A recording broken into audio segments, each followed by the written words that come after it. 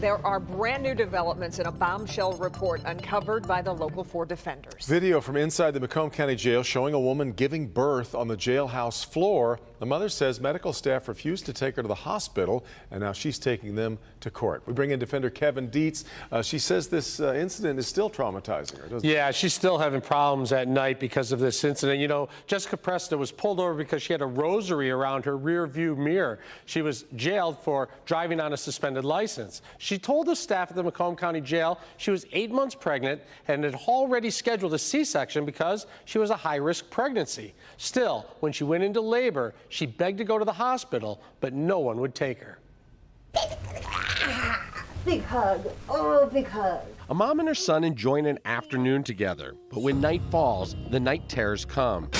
As Jessica Preston flashes back to her son Elijah's dangerous delivery on a dirty floor of the Macomb County Jail. I've been diagnosed with some PTSD. I have nightmares and, some trauma from it. Jessica was in jail for her first offense of driving on a suspended license. As she waited for her day in court, she went into labor.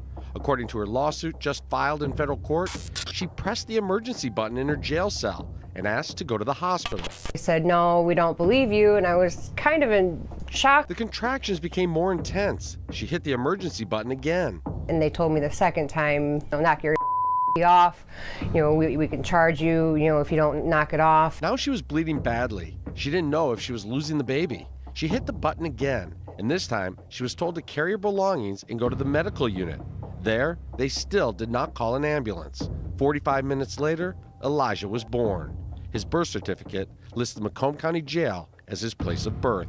I don't understand why not one, not a deputy, not a nurse, not anybody who was in a position to do anything about it even cared. Jessica's attorney, Robert Ieri, says it never should have happened. There are no apologies. There seems to be very little concern as to the wreckage that is left behind by the type of deliberate indifference we see at the jail. Saying the lawsuit will force the jail and medical staff to explain why they chose not to believe her.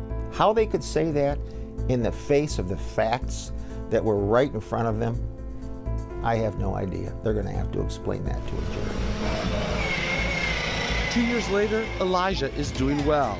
Jessica hopes her lawsuit will prevent any other babies from being born behind bars. That's ultimately where I want this to go. I want something to change. Something needs to be done.